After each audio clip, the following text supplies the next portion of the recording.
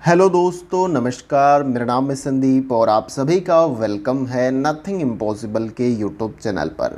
आशा करता हूं और उम्मीद करता हूं आप सभी बहुत ही अच्छे होंगे और आप सभी की प्रिपरेशन भी बहुत ही अच्छे तरीके से चल रही होगी। तो फ्रेंड्स, आज के इस वीडियो में हम लोग यूजीसी नेट फर्स्ट पेपर में एग्ज़ाम 2022 और 23 के पॉइंट ऑफ व्यू से, इसके साथ ही साथ करंट टाइम में जो आपका एग्ज़ाम चल रहा है उसके भी पॉइंट ऑफ व्यू से शोध अभिवृत्ति वाले यूनिट से कुछ महत्वपूर्ण प्रश्नों को यहाँ पर कवर करने वाले हैं। जैसा कि मुझे बहुत सारे कमेंट आ रहा था कि सर शोध अभिवृत्ति से भी कुछ महत्वपूर्ण प्रश्न जो है उसे कराया जाए ताकि हमें ज़्यादा से ज़्यादा हेल्प मिले। तो उसी श्रृंखला में हम आज आप सभी को शोध अभिवृत्ति वाले यूनिट से कुछ महत्वपूर्ण प्रश्नों को जो है बहुत कम समय में यहाँ पर कवर कराने वाला हूँ। इसके साथ ही साथ इन प्रश्नों में आपको बहुत सारे ऐसे भी प्रश्न मिलेंगे जो प्रीवियस ईयर में ऑलरेडी पूछे जा चुके हैं और पूरी तरीके से ये प्रैक्टिस सेट क्वेश्चन होंगे। आपको सभी क्वेश्चन को अटेम्प्ट करना होगा और अपना राइट आंसर कमेंट बॉक्स में बताना होगा। सिंपली आपको कुछ नहीं करना है, जैसे ही मैं क्वेश्चन को रीड आउट करता हूं तो आप वीडियो को पॉज कर सकते हैं, बड़ा इत्मीनान से क्वेश्चन को पढ़िएगा, सभी विकल्प को पढ़िएगा क्योंकि आपके पास वीडियो को पॉज करने के बाद काफ़ी समय होगा और सोचने समझने के बाद अपना राइट आंसर आप कमेंट बॉक्स में दे सकते हैं। प्रैक्टिस बहुत ही ज़रूरी है। एग्जाम हॉल में जब आप बैठेंगे तो आपको कॉन्फिडेंस लेवल बहुत ही ऊपर रहेगा जब आप अच्छे तरीके से प्रैक्टिस किए रहते हैं। तो बेसिकली ये पार्ट 1 है। इससे मैं आगे और भी आपको रिसर्च एप्टीट्यूड या शोध अभिवृत्ति वाले यूनिट से क्वेश्चन प्रोवाइड करूंगा, इसलिए पार्ट 1 है। पार्ट 2, 3 इस तरीके से करके आपको क्वेश्चन मिलेंगे। तो उम्मीद है कि वीडियो को स्टार्टिंग से लेके एंड तक देखेंगे और सभी क्वेश्चन को अटेम्प्ट करेंगे। तो चलिए फ्रेंड, वीडियो को स्टार्ट करते हैं। सबसे पहला क्वेश्चन आपके स्क्रीन पे यहाँ पर है। देखिए, ये क्वेश्चन आपका मैचिंग वाला क्वेश्चन है। ऐसा क्वेश्चन आपसे एग्जाम में पूछा जाता है हर यूनिट से लगभग। तो ये रिसर्च एप्टीट्यूड के यूनिट से मैंने ये मैचिंग वाला क्वेश्चन रखा है आप सभी के लिए। क्वेश्चन का लेवल काफ़ी अच्छा है। आपको सिंपली सूची 1 में यहाँ पर प्रस्तुतिकरण का प्रारूप दिया गया है शोध के संदर्भ में और सूची 2 में विशिष्ट स्वरूप उसका दिया गया है। तो सिंपली आपको मैच करना है और नीचे आपको कुछ विकल्प दिए गए हैं जैसे कि ऑप्शन ए, बी, सी और डी। इन सभी विकल्पों में से एक ऐसा विकल्प होगा जो पूरी तरीके से सही होगा, उसी को आपको कमेंट बॉक्स में बताना है। तो उम्मीद है कि आप सभी इस क्वेश्चन का राइट आंसर कमेंट बॉक्स में बताएंगे। वीडियो को पॉज करिए, आपके पास पर्याप्त समय होगा, सोचिए समझिए, देन उसके बाद से अपना राइट आंसर दीजिए। देखिए, सिंपली यहाँ पर सबसे पहले जो दिया गया है शोध प्रबंध, यानी जिसको लघु शोध प्रबंध भी कहा जाता है, ये किसके साथ मैच कर जाएगा? तो ये सिंपली आपका पहले के साथ यहाँ पर मैच कर जाएगा। व्यवस्थित एवं निर्धारित प्रारूप जो है होता है या इसका स्वरूप होता है किसका? शोध प्रबंध का, लघु शोध प्रबंध का। व्यवस्थित का मतलब पहले से ही आपने प्लान किया है, आपकी हाइपोथेसिस है, आप एक सीक्वल में, मतलब एक स्टेप होता है, ऐसे नहीं कि रैंडमली आप रिसर्च करते हो, एक सीक्वेंस होता है, एक व्यवस्थित और निर्धारित प्रारूप होता है, उसी प्रारूप को फॉलो करते हुए आप शोध करते हैं। तो ये तो आपका ठीक है। फिर उसके बाद से शोध पत्र दिया गया है, ये किसके साथ मैच हो जाएगा? तो ये आपका मैच हो जाएगा यहाँ पर चौथे के साथ। कृत शोध के संक्षिप्तिका पर आधारित प्रस्तुतिकरण होता है, यानी कि जब शोध के दौरान यानी रिसर्च आप करते हैं या रिसर्च आप आगे चल के करेंगे तो उस दौरान आप कई सारे जो है रिसर्च आर्टिकल या शोध पत्र आप लिखेंगे, तो उसके संदर्भ में यहाँ पर बताए गए हैं। और फिर उसके बाद से जो है आपका कार्यशाला हो गया, तो ये किसके साथ मैच हो जाएगा? ये आपका दूसरे के साथ मैच हो जाएगा। समूह आधारित विमर्श जो कि विनिर्दिष्ट होता है, तो जो कार्यशाला यानी वर्कशॉप होता है वो समूह आधारित होता है जिसमें उस विषय से संबंधित बहुत सारे लोग आते हैं, कुछ चीफ गेस्ट आते हैं और कुछ विषय पे जो है विचार विमर्श यहाँ पर होता है। तो ये आपका वर्कशॉप के साथ। और संगोष्ठी जो सेमिनार है वो आपका किसके साथ मैच हो जाएगा? ये तीसरे के साथ मैच हो जाएगा। विशिष्ट प्रकरणों पर आधारित विमर्शी जो चर्चाएं होती हैं वो आपकी संगोष्ठी या सेमिनार होती हैं। तो आई होप कि आप सभी ने, जैसे मैंने मैच किया उसी के अकॉर्डिंग आप सभी ने मैच किया होगा। तो जैसे मैंने मैच किया उसके अकॉर्डिंग जो आपका राइट आंसर यहाँ पर हो जाएगा वो है आपका ऑप्शन नंबर डी। अगर आपने ऑप्शन डी सही आंसर बताया तो ये क्या हो जाएगा? आपका सही आंसर हो जाएगा। ऐसा क्वेश्चन आपको एग्जाम में देखने को जरूर मिलेगा, इसको अच्छे तरीके से करिएगा। और इसके साथ ही साथ ये जो प्रारूप होता है शोध का उसको भी आप, और जो रिसर्च के सोपान होते हैं शोध के या स्टेप होते हैं उनको भी आप एक बार अच्छे तरीके से पढ़ लीजिएगा, वहाँ से क्वेश्चन आपको देखने को मिल सकते हैं। आइए अब हम अगले क्वेश्चन को देखते हैं। अगला क्वेश्चन देखने से पहले आप एग्जाम में बैठने से पहले अपने प्रिपरेशन को देखना चाहते हैं कि आपकी प्रिपरेशन किस लेवल की है और मॉक टेस्ट देना चाहते हैं, तो यहाँ पर आईएफएस इंस्टीट्यूट के तरफ से जो है ऑल इंडिया लेवल का एक मॉक टेस्ट आयोजन किया जा रहा है, वो भी फ्री में आपको ये पूरा मॉक टेस्ट मिलने वाला है। इसके साथ ही साथ जो है ये मॉक टेस्ट आपको रियल फील कराएगी, जो एग्जाम का एक्सपीरियंस होता है, यानी कि एक्चुअल एग्जाम का एक्सपीरियंस आपको यहाँ पर मिलेगा। सिंपली कुछ नहीं करना है, इनके एप्लीकेशन पे जाना है और आपको मोबाइल नंबर से यहाँ पर रजिस्टर्ड अपने आप को कर लेना है और 3 अगस्त को 10 AM से 10 PM के बीच में आप ये ऑल इंडिया लेवल का मॉक टेस्ट दे पाएंगे। इसके साथ ही साथ यहाँ पर कॉन्टैक्ट नंबर दिया गया है, अधिक जानकारी अगर आपको चाहिए तो आप इस कॉन्टैक्ट नंबर का इस्तेमाल कर सकते हैं। अगला क्वेश्चन हमारा है क्वेश्चन नंबर 2। देखिए इसमें पूछा जा रहा है कि अपना शोध प्रबंध लिखते समय एक शोधार्थी सांख्यिकीय तकनीकों के अनुप्रयोग का तर्काधार नहीं बताता है, इसे निम्न में से किसका उत्तम उदाहरण माना जाएगा। अब देखिए बेसिकली यहाँ पर क्वेश्चन में क्या पूछा जा रहा है कि अपना शोध प्रबंध, मान लीजिए आप भी रिसर्च करोगे, पीएचडी करोगे, तो अपना थीसिस या शोध प्रबंध आप लिखोगे, मान लीजिए आप ही इस जगह पे, तो एक शोधार्थी सांख्यिकीय तकनीकों के अनुप्रयोग का तर्काधार नहीं बताता है, जो सांख्यिकीय तकनीक का वो इस्तेमाल कर रहा है अपने शोध प्रबंध को लिखने में, तो इसे निम्न में से किसका उत्तम उदाहरण माना जाएगा, यानी इन चारों विकल्पों में से ये आपको बताने का प्रयास करना है। किसमें? कमेंट बॉक्स में आप अपना सुनहरा सा आंसर कमेंट बॉक्स में देने का प्रयास जरूर करें। देखिए यहाँ पर इस क्वेश्चन का जो हमारा राइट आंसर हो जाएगा वो है आपका ऑप्शन नंबर बी, भूल से हुई त्रुटि। अब देखिए ये क्या बोला गया था, निम्न में से किसका उत्तम उदाहरण माना जाएगा, तो ये भूल से हुई त्रुटि का इन चारों विकल्पों में से उदाहरण माना जाएगा। यहाँ पर ऐसा नहीं समझना है शोधार्थी सांख्यिकीय तकनीकों के अनुप्रयोग का तर्काधार नहीं बता पाता है, तो ऐसा नहीं कि कुछ उसमें गड़बड़ी है, तो भूल से हुई त्रुटि जो है इसका उत्तम उदाहरण माना जा सकता है। तो बी ऑप्शन अगर आपने लगाया है तो ये आपका राइट आंसर हो जाएगा। आइए अब अगले क्वेश्चन को देखते हैं। अगला क्वेश्चन हमारा है क्वेश्चन नंबर 3। देखिए इसमें पूछा जा रहा है कि किस प्रकार के शोध में शोध के चरणों को चक्रीय होना चाहिए, आपको इन चारों विकल्पों में से बताना है। इन चारों विकल्पों में से एक ऐसा विकल्प है जो यहाँ पर सही होगा, तो उसी सही विकल्प का आपको चुनाव करना है और कमेंट बॉक्स में अपना राइट आंसर बताना है। तो वीडियो को पॉज करके जो है आप अपना राइट आंसर बता सकते हैं, उस तरीके से आपके पास पर्याप्त समय है और इस तरीके से हम कंटिन्यूअस चलेंगे ताकि कम समय में ये वीडियो कंप्लीट हो जाए। देखिए यहाँ पर इस क्वेश्चन का जो हमारा राइट आंसर हो जाएगा वो है आपका ऑप्शन नंबर बी। क्या हो जाएगा यहाँ पर राइट आंसर हो जाएगा क्रियात्मक शोध। किस प्रकार के शोध में शोध के चरणों को चक्रीय होना चाहिए, तो क्रियात्मक शोध में। देखिए अब इसके बारे में कुछ इंपॉर्टेंट पॉइंट्स मैं बता देता हूँ, तो याद रखना है आपको। वैसे तो शोध के कई प्रकार है, जैसे कि मुख्य रूप से शोध के जो है या उनकी कई विधियां हैं, जिनमें से कुछ मुख्य हैं। तो विद्वानों का मानना है कि अनुसंधान की 3 विधियां हैं, एक तो ऐतिहासिक है और एक वर्णनात्मक और एक प्रयोगात्मक, ठीक है, तो ये याद रखना है। लेकिन बेसिकली यहाँ पर एक्शन रिसर्च यानी क्रियात्मक शोध के बारे में हम बात कर रहे हैं। तो देखिए शिक्षण संस्थानों की व्यवहारिक एवं तात्कालिक समस्याओं के समाधान हेतु जो है SM कोरे ने जो है क्रियात्मक अनुसंधान विधि को विकसित किया। किसने किया था? SM कोरे ने, नाम याद रखना है आपको। इनके द्वारा जो है ये एक्शन रिसर्च या क्रियात्मक शोध जो है विकसित किया गया था।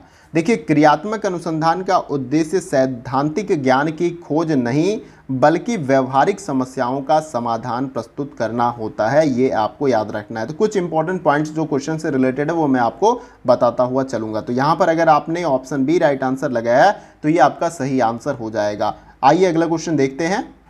अगला क्वेश्चन देखते हैं। देखिए इसमें पूछा जा रहा है कि एक शोधार्थी किसी जिले में विद्यालय को बीच में छोड़ देने वाले छात्रों की दर पर अभिभावकों की सामाजिक आर्थिक स्थिति के प्रभाव का अध्ययन करने की योजना बनाता है। यह किस प्रकार का शोध होगा? तो आपने ये जो लाइन है इसको तो आपने समझ लिया कि एक कोई रिसर्चर है या शोधार्थी है, आप में से भी कोई हो सकता है, वो किसी जिले में विद्यालय को बीच में छोड़ देने वाले छात्रों की दर को, यानी कि स्कूल में बच्चे जाते हैं लेकिन बीच में ही स्कूल ड्रॉप आउट कर देते हैं, तो उस दर पर जो है अभिभावकों की सामाजिक आर्थिक स्थिति के प्रभाव का अध्ययन करने की योजना बनाता है। तो यह किस प्रकार का शोध हो सकता है, आपको इन चारों विकल्पों में से बताने का प्रयास करना। एक विकल्प जो है सही आंसर होगा, उसी सही आंसर को कमेंट बॉक्स में आपको बताना है।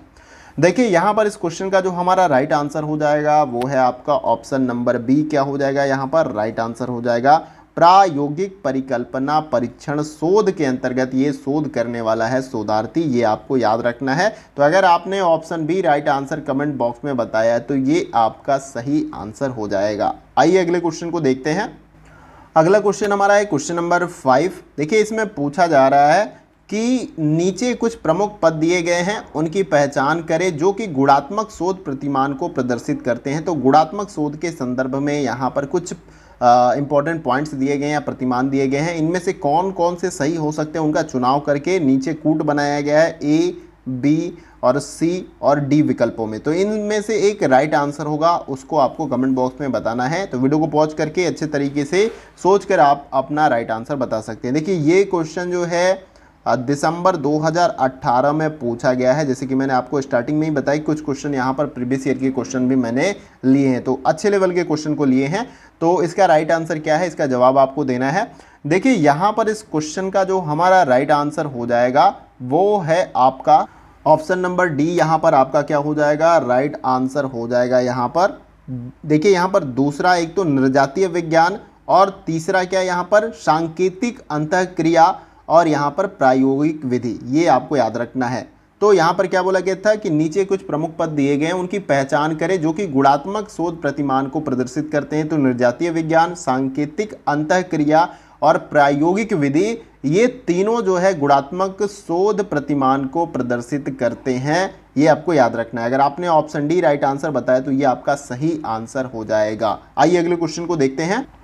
अगला क्वेश्चन हमारा है क्वेश्चन नंबर 6। देखिए इसमें पूछा जा रहा है कि किस प्रकार के शोध के लिए क्रिया सूचक शब्द नियंत्रण, हेरफेर करना और अवलोकन सर्वाधिक प्रासंगिक है। तो आपको यहाँ पर इन चारों विकल्पों में से सही आंसर बताने का प्रयास करना है। क्वेश्चन में यही पूछा गया है कि किस प्रकार के शोध के लिए क्रिया सूचक शब्द नियंत्रण, हेरफेर करना और अवलोकन सर्वाधिक प्रासंगिक है। किस शोध के लिए, ये आपको बताने का प्रयास करना है। इन चारों विकल्पों में से एक सही आंसर है, उसको राइट आंसर आपको देने का प्रयास करना है। देखिए इस क्वेश्चन का जो हमारा राइट आंसर हो जाएगा वो है आपका ऑप्शन नंबर सी, प्रायोगिक शोध के अंतर्गत। किस प्रकार के शोध के लिए क्रिया सूचक शब्द नियंत्रण, हेरफेर करना और अवलोकन जो है सर्वाधिक प्रासंगिक है, तो वो प्रायोगिक शोध के लिए। तो ये आपको याद रखना है। अगर आपने ऑप्शन सी राइट आंसर अगर कमेंट बॉक्स में बताया तो ये आपका सही आंसर हो जाएगा और 2 नंबर यहाँ पर आपको मिल जाएंगे।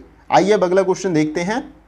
अगला क्वेश्चन देखिए हमारा यहाँ पर है क्वेश्चन नंबर 7 और इसमें पूछा जा रहा है कि शोध की वैज्ञानिक विधि की विशेषता। तो अब देखिए कुछ यहाँ पर शोध की वैज्ञानिक विधि की विशेषताएं सभी नहीं होंगी, कुछ होंगी जिनको आपको यहाँ पर फाइंड करना है और उसके बाद से यहाँ पर नीचे कूट बनाया गया है 4 विकल्पों का। उसमें से एक विकल्प आपका सही आंसर होगा, उसी को आपको कमेंट बॉक्स में बताने का प्रयास करना है। देखते हैं कितने जो है यहाँ पर छात्र या कितने जो यहाँ पर इस प्रैक्टिस सेट को दे रहे हैं स्टूडेंट सही आंसर बता पाते हैं। तो वीडियो को पॉज करके इसका राइट आंसर बताने का प्रयास जरूर करें। देखिए यहाँ पर इस क्वेश्चन का जो हमारा राइट आंसर हो जाएगा वो है आपका ऑप्शन नंबर डी। क्या हो जाएगा यहाँ पर राइट आंसर हो जाएगा, एक तो आपका अनुभववाद और उसके बाद से दूसरा वस्तुनिष्ठता और तीसरे नंबर पे सुव्यवस्थित और 6 नंबर पे भविष्य सूचक। तो ये आपको याद रखना है कि शोध की वैज्ञानिक विधि की विशेषता अनुभववाद होती है, वस्तुनिष्ठता आपको इसमें देखने को मिलती है, सुव्यवस्थित तरीके से वो किया जाता है वैज्ञानिक शोध, और भविष्य सूचक होता है, भविष्य की दृष्टि से देख के रिसर्च होता है। तो ये चारों आपके शोध की वैज्ञानिक विधि की विशेषता के अंतर्गत आ जाएंगे। तो अगर आपने ऑप्शन डी राइट आंसर बताया है तो ये आपका सही आंसर हो जाएगा। उम्मीद करता हूं सभी ने राइट आंसर बताने का प्रयास किया होगा। आइए अब अगला क्वेश्चन देखते हैं। अगला क्वेश्चन हमारा है क्वेश्चन नंबर 8। देखिए इसमें क्या पूछा जा रहा है, ये भी क्वेश्चन अच्छे लेवल का क्वेश्चन है। इसमें पूछा जा रहा है कि एक शोध परिवेश में प्रतिभागी सिर्फ इस कारण अलग तरह से व्यवहार कर सकते हैं क्योंकि उन्हें लगता है कि उन पर विशेष ध्यान दिया जा रहा है और व्यवहार की बजाय विशेष ध्यान के प्रति उपचारित समूह का यह बर्ताव क्या कहलाता है? आपको इन चारों विकल्पों में से बताना है। क्वेश्चन का राइट आंसर इन चारों में से एक है, जिसका जवाब आपको कमेंट बॉक्स में देना है। देखिए, इस क्वेश्चन का जो हमारा राइट आंसर हो जाएगा वो है आपका ऑप्शन नंबर ए, हाथरोन प्रभाव। क्वेश्चन में आपसे यही पूछा गया था कि एक शोध परिवेश में प्रतिभागी सिर्फ इस कारण अलग तरह से व्यवहार कर सकते हैं क्योंकि उन्हें लगता है कि उन पर विशेष ध्यान दिया जा रहा है, और व्यवहार की बजाय विशेष ध्यान के प्रति उपचारित समूह का यह बर्ताव क्या कहलाता है? तो हाथरोन प्रभाव कहलाता है। तो ये एक शब्द है आपका हाथरोन प्रभाव, ये आपको याद रखना है। अब इसके बारे में कुछ इंपॉर्टेंट पॉइंट्स आपको गौर करना है और याद रखना है। देखिए, हाथरोन प्रभाव एक शब्द है जो कुछ लोगों को कड़ी मेहनत करने के लिए प्रवृत्ति का जिक्र करता है, और जब वे एक प्रयोग में भाग लेने वाले होते हैं तो बेहतर प्रदर्शन करते हैं। तो बेसिकली ये एक शब्द है, इसके लिए इसको इस्तेमाल किया जाता है। तो अगर आपने option A right answer comment box में बताया है तो ये आपका सही आंसर हो जाएगा। आइए अगला क्वेश्चन देखते हैं।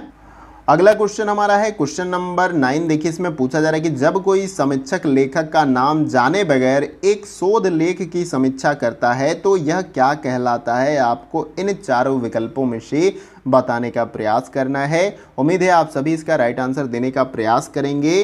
देखिए, यहाँ पर इस क्वेश्चन का जो हमारा राइट आंसर हो जाएगा वो है आपका ऑप्शन नंबर सी, अप्रकट समीक्षा इसको कहा जाता है। अगर जब कोई समीक्षा लेखक का नाम जाने बगैर एक शोध लेख की समीक्षा करेगा तो वो क्या कहलाएगा? अप्रकट समीक्षा ये कहलाएगा, ये याद रखना है। और अगर आपने ऑप्शन सी राइट आंसर बताया तो ये आपका सही आंसर हो जाएगा। आइए अगले क्वेश्चन को देखते हैं।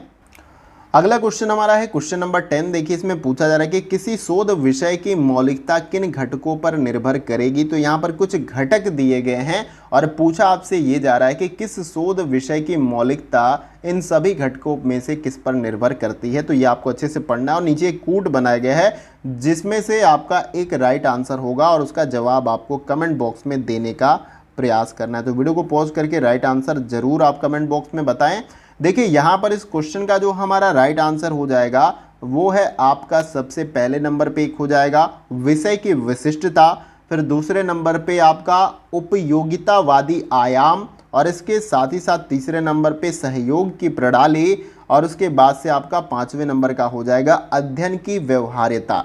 किसी शोध विषय की मौलिकता जो है विषय की विशिष्टता, उपयोगितावादी आयाम, और इसके साथ साथ सहयोग की प्रणाली और अध्ययन की व्यवहार्यता इन घटकों पर निर्भर करती है, जो कि यहाँ पर दिया गया है। तो अगर यहाँ पर आपको कूट में मिलता है पहला, दूसरा, तीसरा और पांचवा, तो वो आपका क्या हो जाएगा? राइट आंसर हो जाएगा। तो ये कहाँ दिया गया है? ये आपका ऑप्शन नंबर ए में दिया गया है, तो ये आपका राइट आंसर हो जाएगा। तो अगर आपने ऑप्शन ए राइट आंसर बताया तो ये आपका क्या हो जाएगा? सही आंसर हो जाएगा। आइए अगले प्रश्न को देखते हैं। अगला क्वेश्चन हमारा है क्वेश्चन नंबर 11। देखिए, इसमें पूछा जा रहा है कि निम्नलिखित में से कौन सा स्वतंत्र तथा निर्भर चरों के बीच कारण और प्रभाव संबंध को सबसे मजबूत साक्ष्य मुहैया कराता है? इन चारों विकल्पों में से आपको बताने का प्रयास करना है कि सही आंसर क्या हो सकता है। काफ़ी अच्छा क्वेश्चन है, तो इसका राइट आंसर आप सभी कमेंट बॉक्स में बताने का प्रयास करें। देखिए, यहाँ पर इस क्वेश्चन का जो हमारा राइट आंसर हो जाएगा वो है आपका ऑप्शन नंबर सी, प्रायोगिक उपागम। उपागम का मतलब विधि होता है, याद रखना है। और ये भी क्वेश्चन आपका दिसंबर 2018 में पूछा गया है। तो काफ़ी मतलब मैंने जैसे क्वेश्चन बोला कि प्रीवियस ईयर का भी क्वेश्चन मैं आपको इसमें कराऊंगा, तो ये क्वेश्चन आपका दिसंबर 2018 का है। तो इसका जो राइट आंसर हमारा था वो है ऑप्शन सी। इन सभी विकल्पों में से जो है आपका राइट आंसर प्रायोगिक उपागम होगा। तो अगर आपने ऑप्शन सी राइट आंसर लगाया है तो ये आपका सही आंसर हो जाएगा। आइए अगला क्वेश्चन देखते हैं।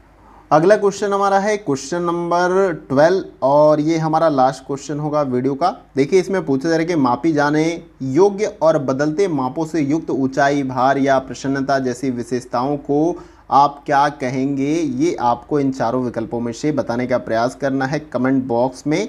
देखिए, इस क्वेश्चन का जो हमारा राइट आंसर हो जाएगा वो है आपका ऑप्शन नंबर सी। क्या हो जाएगा राइट आंसर? उसको चर बोलते हैं, वेरिएबल बोला जाता है, ये आपको याद रखना है।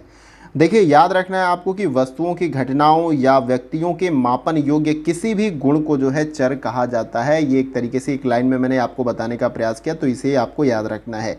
तो अगर आपने ऑप्शन सी राइट आंसर इस क्वेश्चन का बताया तो ये आपका सही आंसर हो जाएगा। तो यहाँ पर ये वीडियो कंप्लीट होती है और जिसमें मैंने 12 क्वेश्चन आपको कराने का प्रयास किया। उम्मीद करता हूँ सारे क्वेश्चन आपको अच्छे लगे होंगे और अच्छे लेवल के मैंने क्वेश्चन कराने का प्रयास किया। और जैसे कि मुझे कमेंट बॉक्स में आ रहा था कि सर रिसर्च के भी क्वेश्चन कराएं, तो मैं रिसर्च के क्वेश्चन कंटिन्यूस आपको 2-3 वीडियो प्रोवाइड कर दूंगा। तो ये वीडियो कैसा लगा आप कमेंट बॉक्स में जो है लिख कर मुझे ज़रूर बताइएगा। अच्छा लगा, हमारी मेहनत अच्छी लग रही है तो आप लाइक करके हमें अप्रिशिएट कर सकते हैं, प्रोत्साहित कर सकते हैं, जिससे हमारा मोटिवेशन बना रहे और ऐसे ही इंफॉर्मेटिव कंटेंट या अच्छे लेवल के क्वेश्चन मैं आपको कराता रहूं। लगता है कि ये महत्वपूर्ण है, हमारा भी फ़ायदा है इसमें और दूसरों का भी फ़ायदा हो, तो आप इनको शेयर कर सकते हैं ताकि दूसरे दोस्तों को इससे मदद मिल जाए। और अगर आप चैनल पर नए हैं तो चैनल को सब्सक्राइब कर सकते हैं। सब्सक्राइब करने के बाद बेल आइकन का बटन इस प्रकार से होता है, उसको आप प्रेस कर सकते हैं ऐसे ही इंपॉर्टेंट वीडियो की नोटिफिकेशन को पाने के लिए। इसके साथ ही साथ आप किसी और भी एग्जाम की तैयारी करते हैं तो भी आप इस चैनल के साथ जुड़ सकते हैं। निश्चित रूप से आपको इस चैनल से फ़ायदा मिलेगा। तो ये जो आपका लास्ट टाइम चल रहा है एग्ज़ाम से पहले का, आपके पास लगभग मान लीजिए कि 10 दिन का समय बचा है या 9 दिन के आसपास, तो आप पूरा जी जान लगा दीजिए जितना ज़्यादा हो सके प्रैक्टिस करने में।